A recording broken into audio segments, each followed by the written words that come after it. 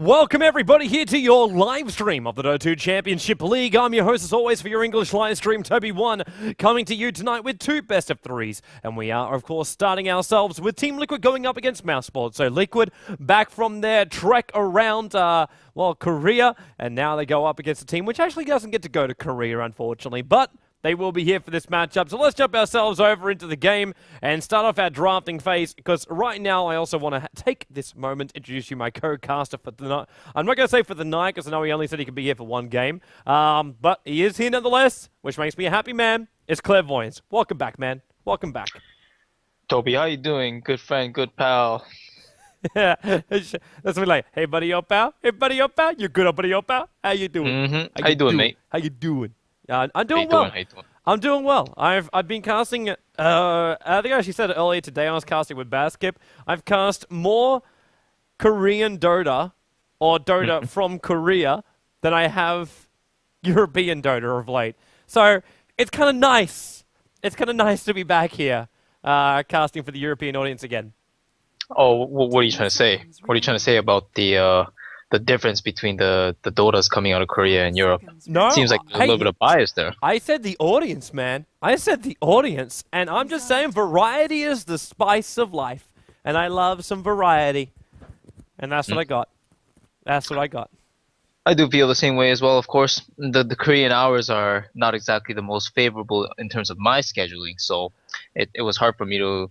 Well, that's the weird thing, man. Of the last 3 days, I've been waking up at 3 a.m. in the morning and falling asleep at like 8 p.m. at night. It makes no sense, my body, right now. But what I do know is I'm going to soldier through tonight, and this is probably going to put me back on a European time. But let's look at our game, man. Let's look at our game, because at this point, I'm feeling the standard. I'm feeling the standard. The Lich, the CM, the Pugna being removed in the early set. Elder Titan, a little bit left field, but still a good ban up against Liquid. They do still prefer it. Yeah, they're definitely very, very proficient with that Titan, so no real surprise there. I think the real story of this game so far, and it's a very early point into the game, but Doombringer being a first pick is not something I'm used to. But of course, if you have a strategy in mind, what better hero than something that can go into the jungle or has the versatility to potentially end up in other places on the map? There is the Chen pickup, so that versatility being put to use immediately, demonstrating that that Doom may not exactly be a jungle Doom, or perhaps we'll see a hybrid fusion for the first time where there's a Chen as well as a Doom jungling together, which I doubt. If they're forced into that, then maybe, but yeah, I doubt it as well, dude. That's going to be a core Doom played up by Link on the safe lane. The only other option they could have is if they try and run him on an off lane. That could be the other option they do try and run, and then you could see a semi-dual lane. But when you got a Chen, it's going to really expose your safe lane if you try and do such a thing. Ooh, Liquid going for that fast lone druid. Now, I'm not too sure what their reasoning has been of late, but I've been watching a couple Liquid games here and there. I'm namely the ones against Navi, because they've been playing each other pretty often in matches lately, and it just comes to pass that every single time. It looks like lately Liquid's not coming out ahead of the exchange, in which case they kind of just expressed their thoughts with regards to the new patch. And I've been speaking to Boba a lot lately with regards to how the new patch, in terms of what was anticipated, not so much changes, but how it just changed the core plays of the game, and like the safe lane, tri-lanes, it just doesn't work anymore. And I really felt that heroes like Lone Druid have really fallen off as well, because of their specific limitations in the early game stages, where it's so important to get a good lead right now. And Lone Druid, unfortunately, as soon as with regards to all the nerfs that the bear got, it makes it rather difficult to get those early advantages with that hero, which is why you don't even see Alliance running it very often, even on Animal Bulldog. Yeah. So I'm very surprised that they actually picked it up second. The Visage pick I have absolutely no problems with. I mean, those familiars, the work that they can do is pretty much the pinnacle of what supports can do in general. And along with the fact that it's a hero, and so long as you have the micro, you can put out the effort of two heroes in one. It's still a fantastic pickup, first pick. No real surprises there. But the Lone Druid itself, I've seen Koipa play it. I do understand that he's a great Lone Druid player, but at the same time, strategically, is this the right call? And we'll only have to find out very soon. Yeah, man. I'm with you on it with the whole does Lone Druid still work properly? But also at the same time, all you need is a couple of good entangles, and all of a sudden you'll be saying, "Hey, Lone Druid, best hero in the game." All you gotta do Yeah, is just when your entangle is an active spell, no longer passive, you know. it's just perma. It's like, oh, great, fantastic. Let's just keep this going every single time. One hit, one hit, one hit. One guy that's looking for more than one hit, and that's going to be the Invoker. One of Cinderen's signature heroes, also a hero which has been played up by Link of recent times as well. So we can still say that the Mousesports lanes are questionable for where they're going to be. If we go our standard, though, I'm always a massive fan of Ryze going as Jungle Man, Micro Time. I miss his Enchantress. I really miss his Enchantress. Yeah.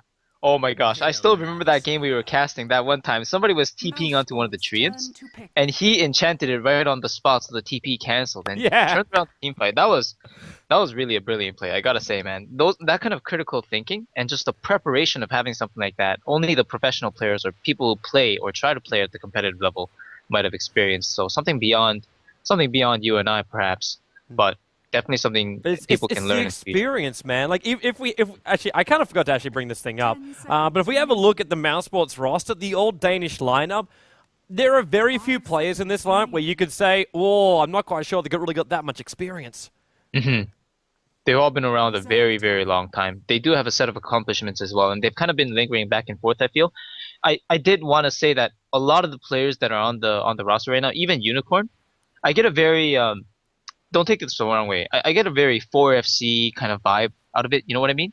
Like they've been around for a while and they've had their series of accomplishments, but they haven't really broken into that tier 1 consistently set. And they've taken some really, really good sets. I still remember their matches against Speed Gaming and stuff like that that were really, really entertaining to watch and very close set of series. But as of yet, right now they are on Mousesports. So let's see with the cooperation of Synderen, see if they can break through and place themselves into the tier 1 territory. Well, that's actually one thing that Synderen hit home when this team was created. Synderen's the only surviving member of the Mousesports lineup from the lineup which we will class as the time frame of the last EMS series.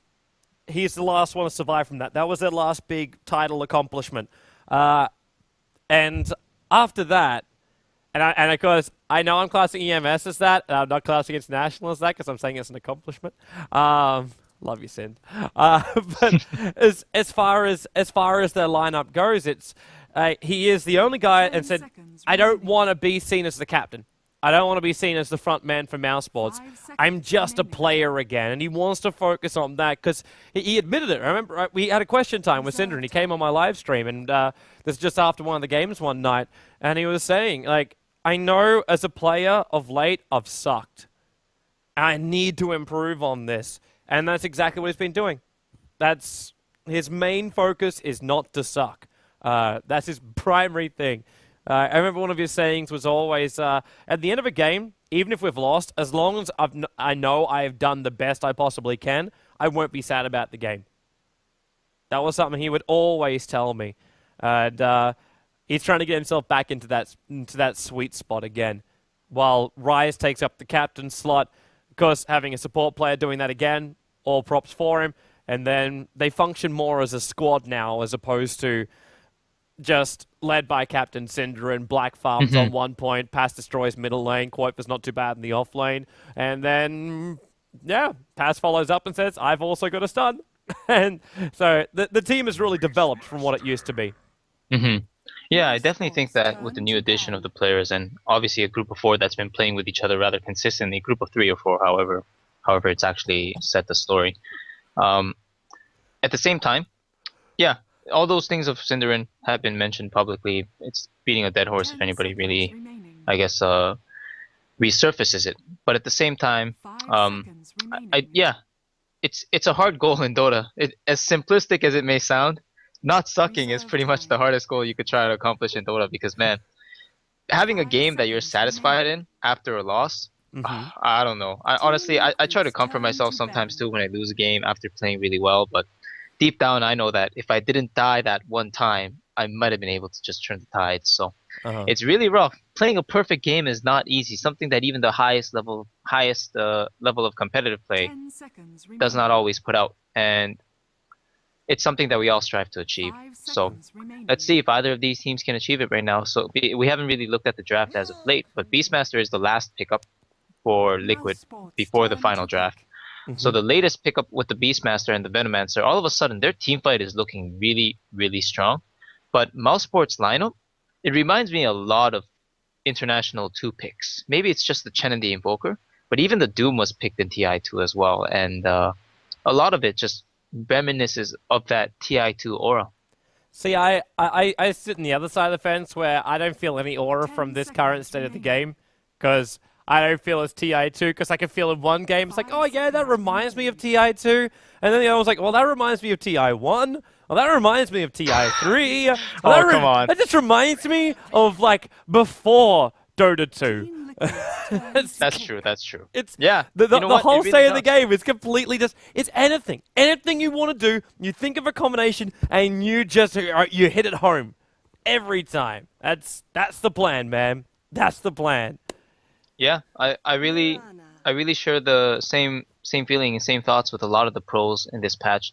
The versatility and the flexibility of heroes you can pick for your lineups have definitely increased with the buff of supports and 3-position heroes. It allows you to go many different cores instead of just choosing like the most quote unquote overpowered or the best in the metagame flavor of the month kind of thing. So it really does help to surpass this mentality that nothing else can be achieved if you're facing up against this, or if you have to take this, then you can't do that.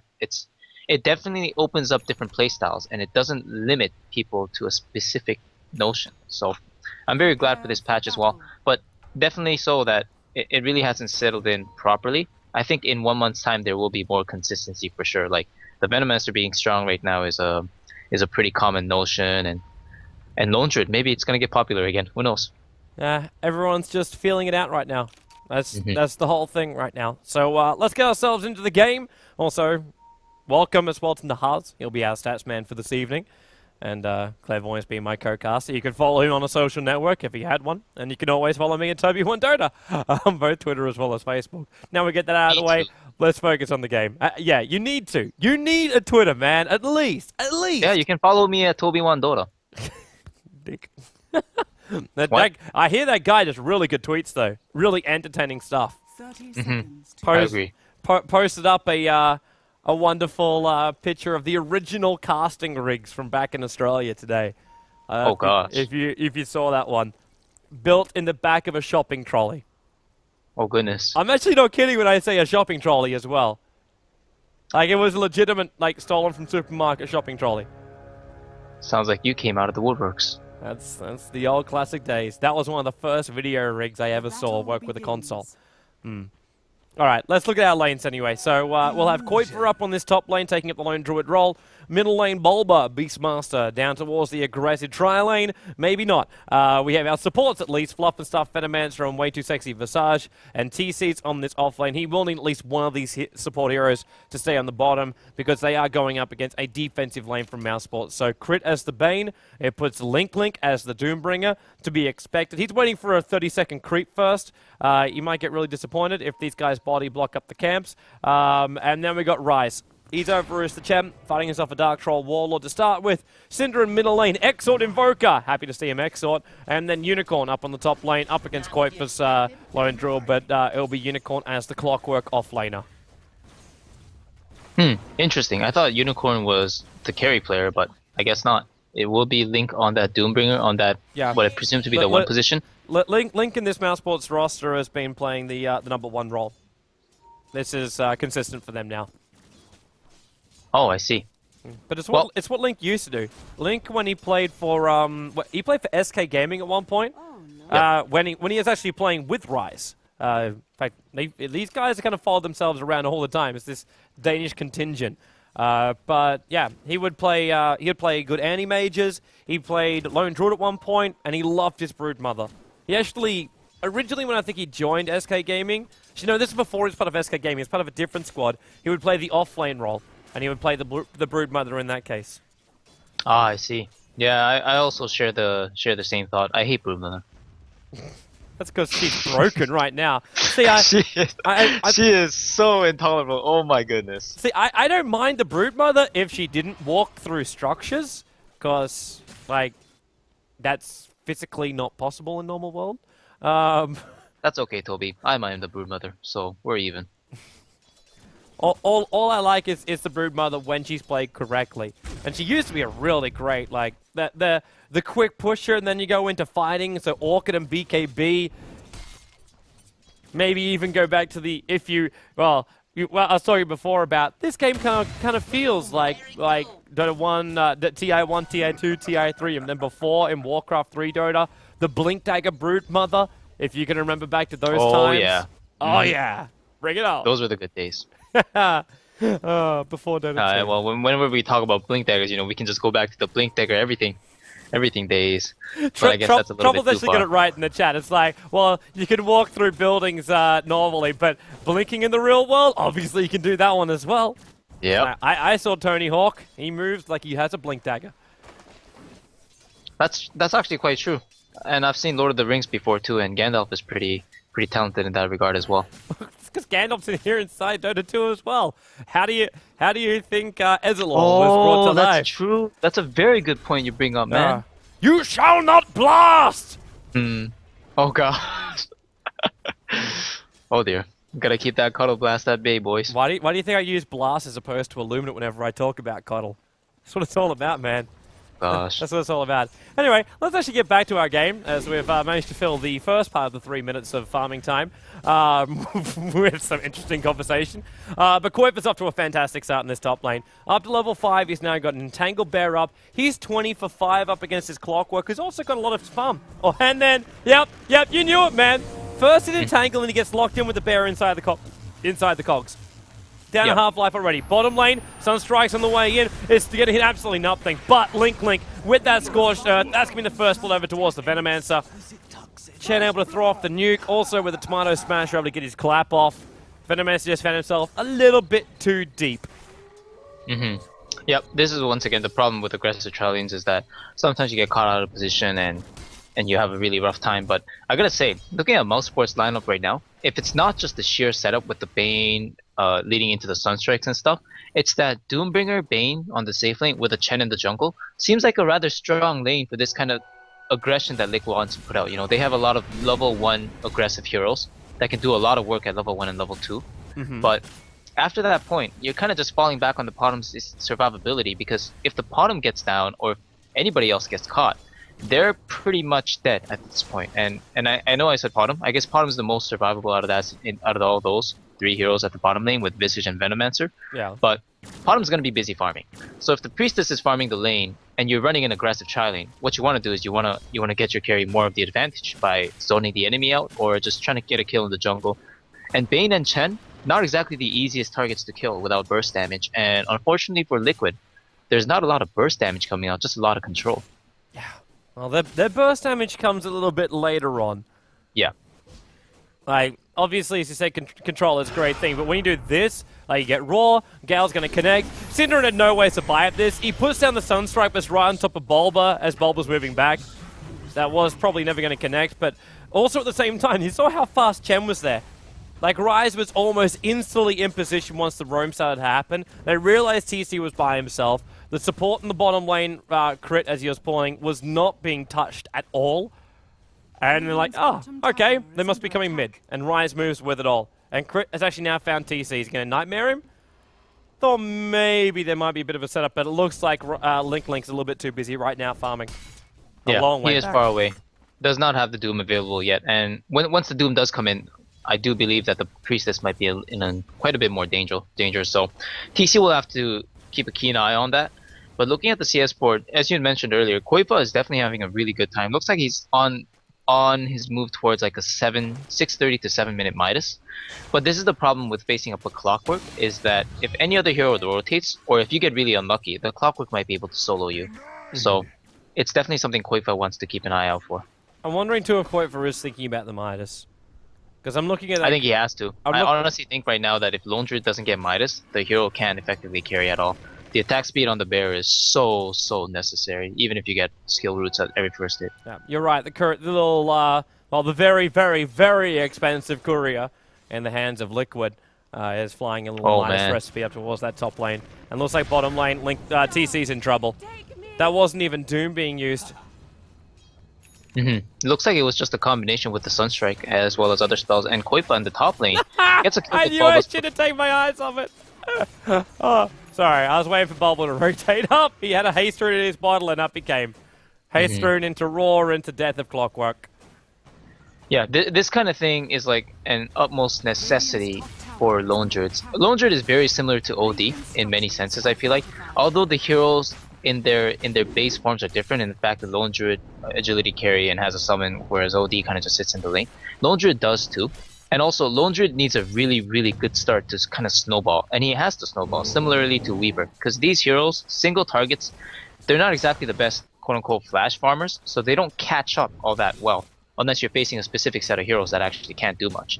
And looking at Mousesports lineup, those heroes do a lot of work. Clockwork, with over 2,000 range on initiation, with the combination of Sunstrike in the cogs, Doombringer who's getting safe lane farm, there's a lot of problems that Liquid will have to face later on, and this Lone Druid has to get as fat as he can early on.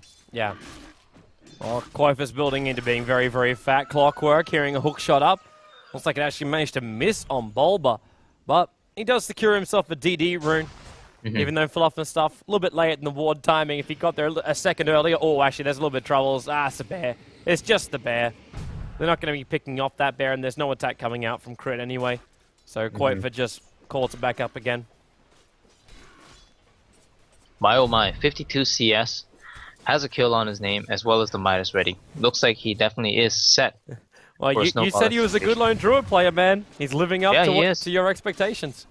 One of the best, man. One of the best in Europe, if not the world. Admiral Bulldog approved Lone Druid. Yeah, but I don't think Admiral Bulldog will approve the fact that he is the best in the world, especially when Koifa did something just like what he did then. I don't know if you just saw that. He used Hand of Minus when it was on the bear itself. Yeah, I think they didn't change that, did it? Because you don't get experience when you do that. No, you don't. I think it's just an efficiency move. I mean, speedy move, to be honest. It's definitely not the most efficient. And Eternal Envy might have a word or two with this guy after the game, but at the same time, you get your money, right? Envy just sitting there in Korea. It's like, damn that Liquid. They can't win a single. Yeah, they're not following the book of Envy right now. You know? They can only win up against Koreans. Oh wait, Speed Gaming's in the same position, isn't it? Clockwork jumps in middle lane, and now the battering aside. Oh, that was low blow. Way too sexy. Down in the middle lane, and this is a good long arrow. That's going to be a 5-seconder. Hand of God comes up. There's a Sunstrike down as well. Hits pretty hard on TC. But Clockwork, the whole time was just too long. And even if he did, even if that wasn't a 5-second, Bulba came in with a Roar. So, and Bulba didn't have to use it at the end of the day. But yeah, sorry, that was a low blow. I'm sorry, Envy. Oh, Toby, I'm sorry. Just sit back down in your that. chair, just like that Korean tech girl made you do. Some of the things you're saying right now are very blasphemous, Toby. It was not blasphemous. It was the best GIF ever created by man. Oh dear. It was hilarious. I lost myself. I lost it. I lost it the second I saw that. I completely lost it. Toby, it sounds like you have an unnatural infatuation with our Lord and Savior, Sama the First. Doesn't everybody? I'm not sure how I feel about this. Smoke gang time. We got Bulba with Roar in hand, smoked up with way too sexy. Downside about taking an illusion rune, however, underneath the observer ward is they could have possibly been spotted.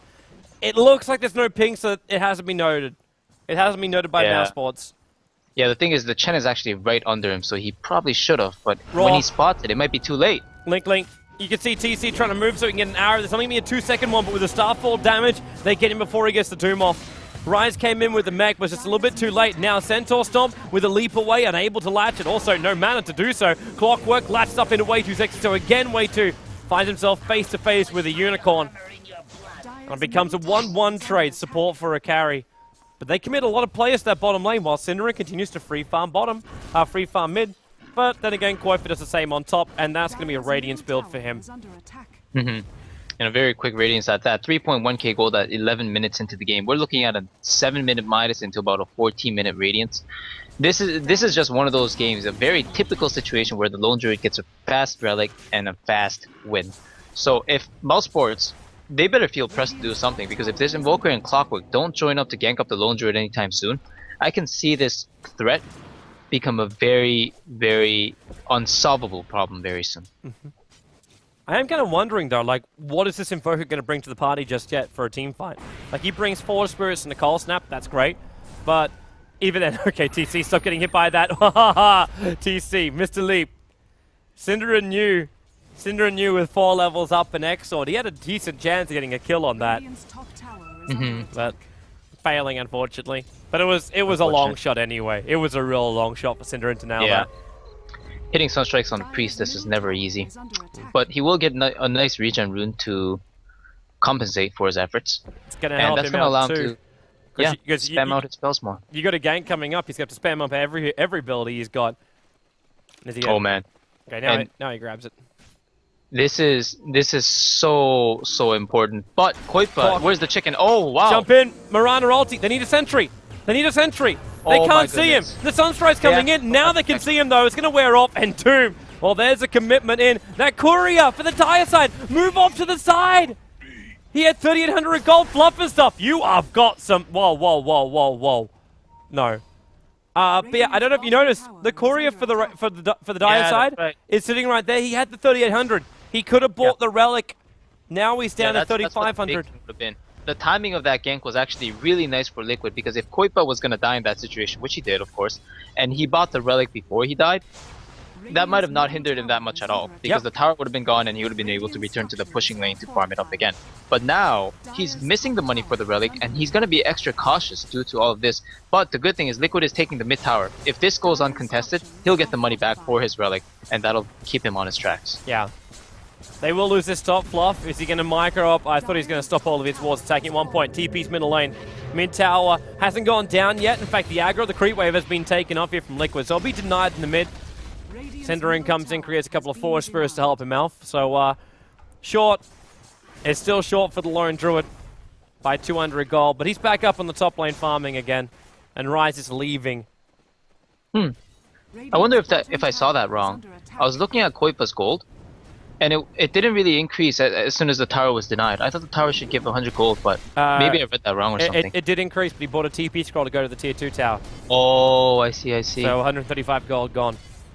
Yeah, I was like, well, why is his gold still? Did he buy back or something? Yeah, no, just TP scroll. Just 135, that was it. But again, we're sitting at the point where he's got 4.1k gold, and that courier's sitting back at base. This still makes me concerned, because you know he's going to be another target again. Yeah, I'm sure he's going to be more attentive the second time around. He's definitely prepared for this. So yeah, he's camping himself in the secret shop, scouting out with his bear. Scared of the scenario, but definitely has the money to complete the items that he's looking to finish up. And yeah, he hasn't purchased anything. The courier is walking out to fluff right now. It's the bear that's going to do it. He TP's to the tier 2 tower in the bottom lane to pick it up. They're switching the lanes up. So now at least he has the Ancients possibility, as well as defending the tier 1 tower in the bottom lane.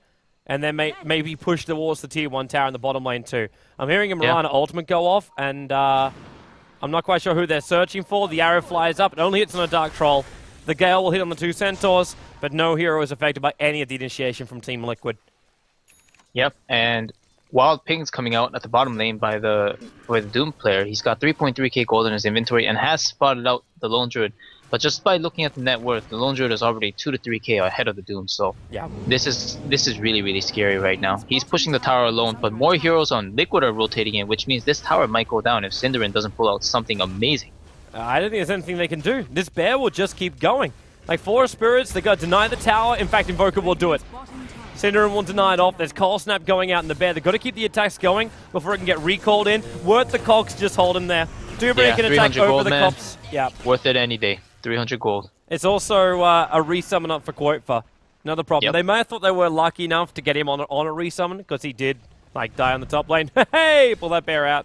I thought he was actually going to go for the Midas on one of the Chen creeps. Would have been a nice, small little play. Helps negate the push a little bit. Exactly what he just did. Excellent. And now going to pull him back. Hearing the Beastmaster Hawk up. Going to give him that vision. Remember, we've still got Roar up from Bulba now at level 2. And he's building into an Aghanim Scepter. So from a very, very long range, he can stop almost anything. In fact, I'm wondering if Crit is going to try and focus down Bulba just because of that. He will definitely have to keep an eye on it. But I don't think he would invest the Fiend's Grip on such a utility-based target. Right now, if they get Koipa in the team fight, nothing else really does damage aside from a couple magic, couple spells. Fluff, So the you're Doombringer probably aggressive. could withstand. You're aggressive, bad crit! Oh, if he walked up, like straight up, as opposed to a little bit off to the side, then he would have seen him and nightmared him almost instantly. But Yeah. he wasn't ready for the Venomancer to be TPing out in that exact position. Because while all that fight, while the push was going on from Mousesports, this very greedy Fluffman stuff, like Mr. Orchid Veno, I will now know him as. Hey, that was a really nice Orchid Venom, by the way. Oh yeah, I'm not debating the fact that was an amazing. Like 4-staff and Orchid on a Venomancer, and he got Orchid every single time on the exact right target. Yeah, I'm that Panda. never gonna say it's a bad game. That was the game up against Speed, wasn't it? Sing Sing's Brewmaster. Yeah. The No. bane of Panda's existence, the silence from hell. But yeah, but Fluff and stuff was just getting greedy in the mid. He was pushing it out. He had a wall of wards up at level 4. And it was enough to make Mousesports fall back and not decide to push to tier 2. Also, look what Doombringer's rushing into. Like, you could be looking at drums, you could be looking at something else, but he's going phase boots and then into Shiva's guard. You know what it is, man. I really think there's something broken with Doom's coding or something. I've never seen a Doom lose with AC, Shivas, and Heart, and I know those are a lot of items to get, but this hero, if it gets big, there's just something unnatural about his carry potential. I can't really identify what it is. Maybe it's Scorched Earth and how well it scales. I just don't understand. Raw's going out and crit, arrow flies as well. It goes a little bit deeper and just holds the Centaur out. So at least they'll pick that little sucker up. But the Bane... And the Roche as well. Yeah, That's a pretty big sucker, that one. the big man. Not a Dark type Roshan though, unfortunately. This is not Oh, don't bring that up. Bring It's what like up? What happened? salt in the wound. It's like reminding Liquid of them matches in Korea. You just don't do it. Oh gosh, see now you're shooting pistol shots.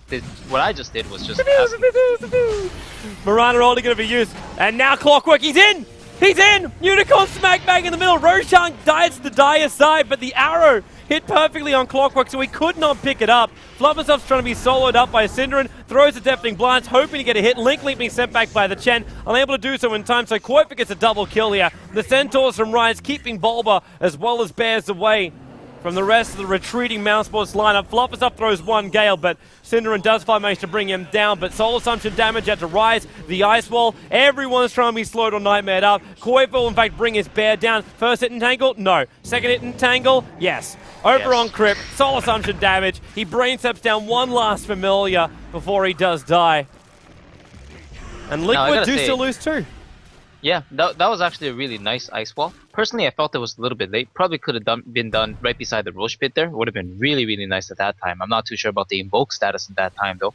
But Synderen also had the 4-staff up and didn't 4-staff any of his teammates. So I'm not too sure if it's just one of those things where you like buy a mech and you forget about it. But that could have helped his team a lot more because 7-8 versus 7-9 right now with the lone druid getting an extra kill, getting that extra time to farm. Some guy in the chat saying he forced Chen. He forced Chen during the fight. Oh, he forced the Chen. I see. Okay, so it might have just come off right at the end, and all of a sudden I thought otherwise. So my mistake on that. I wasn't looking for it either. So. Well, yeah. But we can at least give a shout out to Mac, who's found the chat over from that wonderful social networking website, aka we've hijacked Cyber Matt's website. Or IRC. Unicorn, point blank range, hook shot into Fluff and stuff. Chen nuke, he gets a Gale out, and he gets it on 2. But the follow-up is just too far away from Liquid. They're on the other side of the river, so they have to back up anyway. While Koipa continues his AC farm, I assume. Yeah, most likely that item. It's gonna help negate the effect coming out of Doom's AC, or Doom's Shivas rather. And speaking of which, the Doom with the Shivas, only at 1.2k HP. He's definitely not that big right now, and the problem is Koipa's only getting bigger. So, I'm not sure what to make of this right now. Maybe the Chen timing with the Invoker, the pushing, maybe it's missed a little bit of time. But they definitely have strong heroes, so they're going to go for it again here at the bottom. Let's see if Liquid's willing to contest. And with the Mirana Moonlight Shadow, it definitely looks like they will. Oh, may as well give her a shot. Bulba's got that Aghanim Scepter Roar, which he's just itching to use.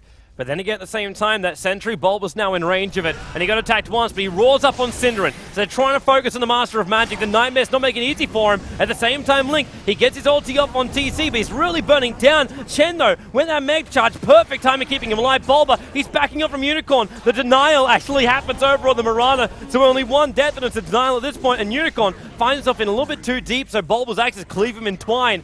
The Bear's very low on life, but a quick resummon by Koitva. Just that last attack was going in to pick him off, and then they can move over to crit. Brain Sap and Fiend's Grip on not Bulba. Oh, he's gonna pop from that! They actually get the kill with the Fiend's Grip. Bane died almost instantly after. Koitva's very low on life, but the Soul Assumption damage picks up the Doombringer. They bring the Bear back down again and Rise. He will trigger the Aegis to the Immortal. Not quite sure it's essential for Koitva to come into that. Either way, it will be the death of Koitva, the Aegis resummon up, and Mousesports, they don't have the luxury of an Aegis. All 5 remain on the sidelines.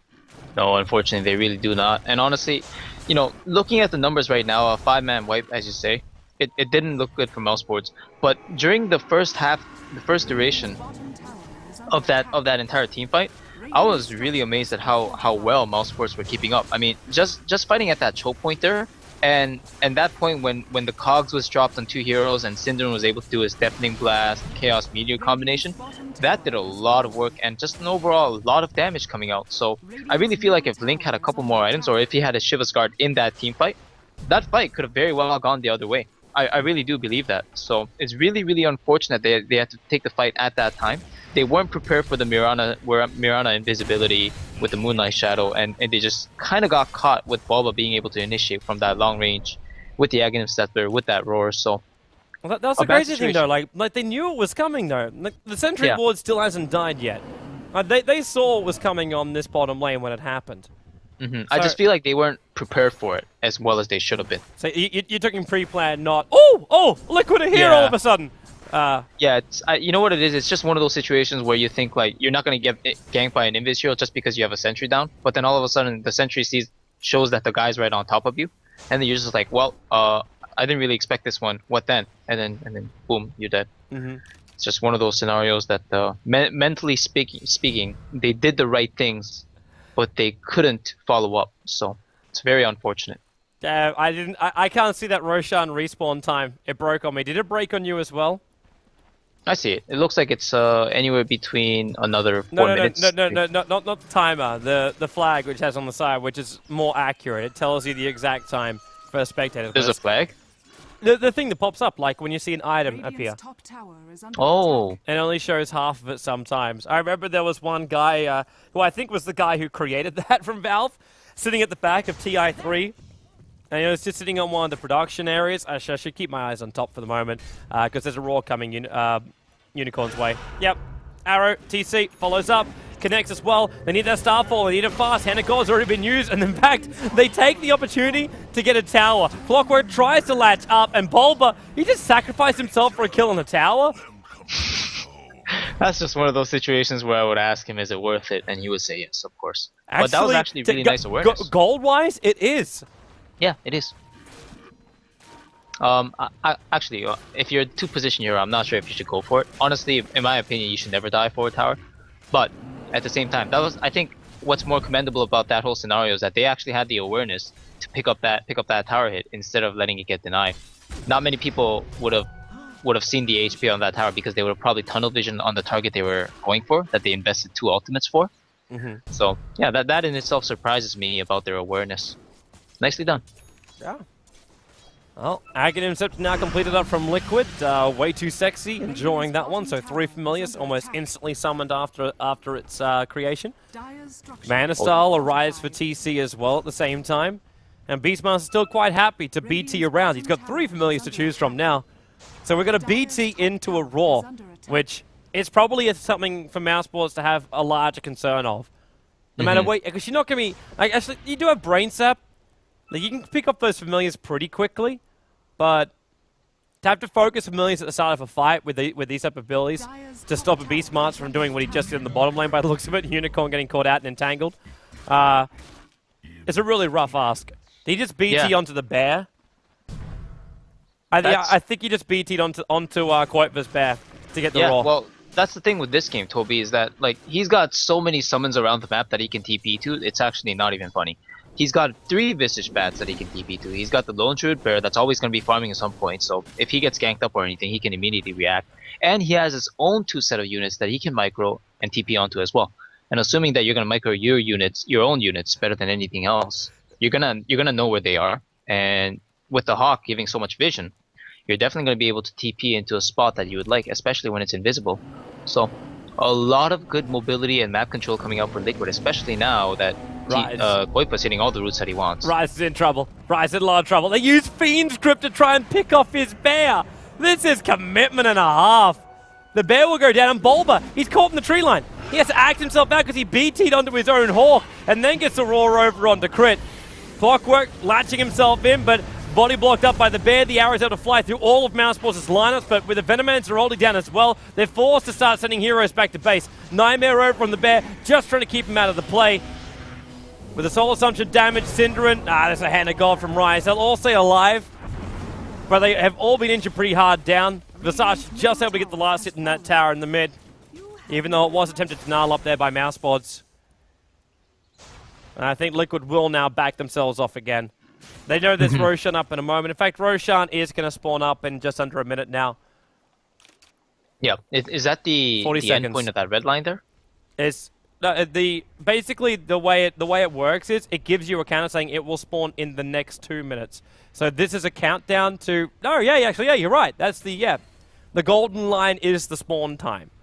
Ah, excellent. The red line is the dead time in that minute.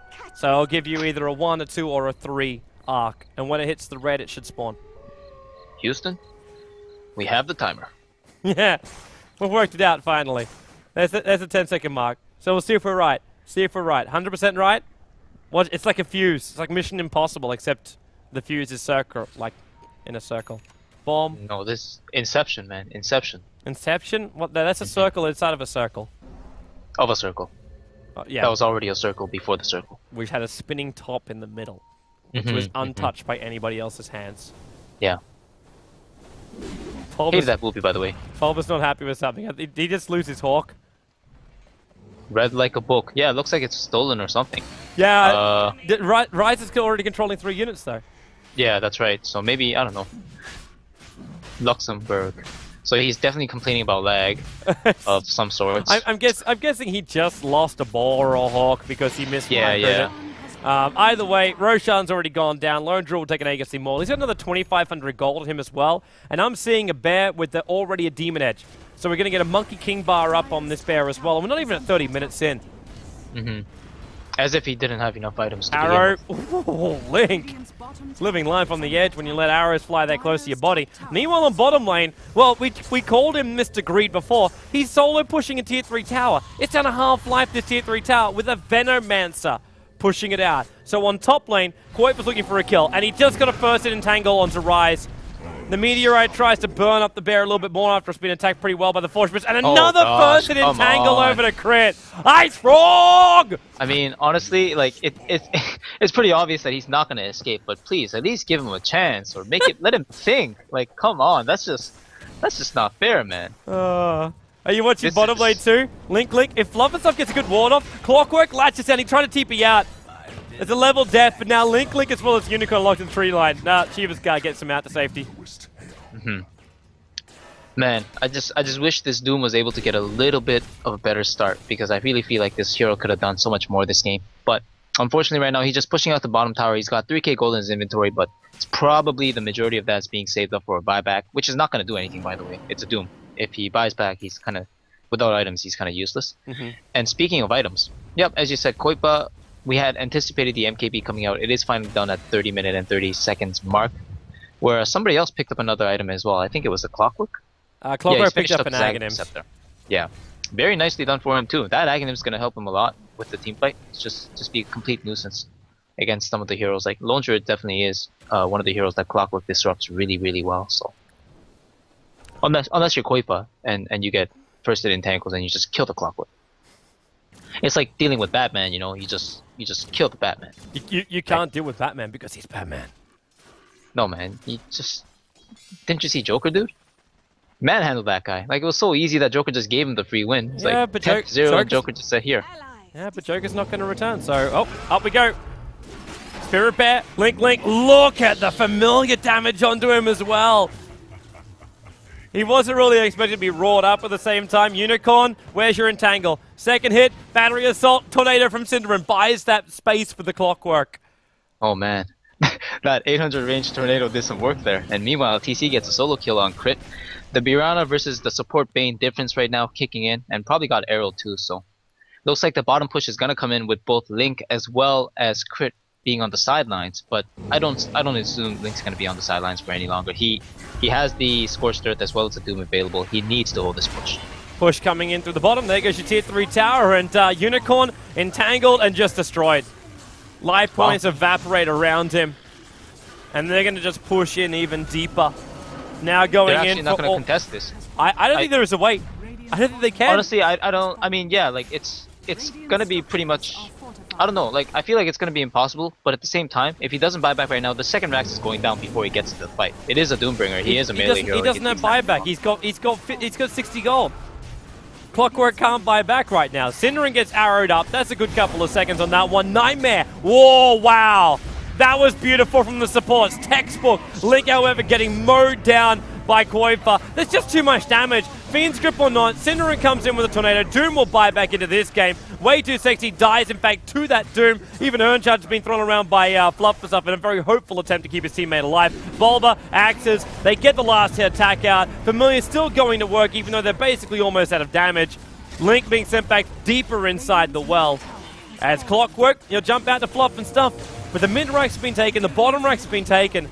And in fact, Koifa is going for the GG. The Aegis will go out, and the Bear is doing the work. It gets an entangle over on Link, so the bought back Doombringer is now dead. Koifa, in fact, Unicorn's got himself a latch out to Bulba. Bulba's got himself a roar, but he's waiting for the Blade Mail to wear off so he can then roar him up, pick him up on the side, while the rest of Mousesports are pushed back into the corner.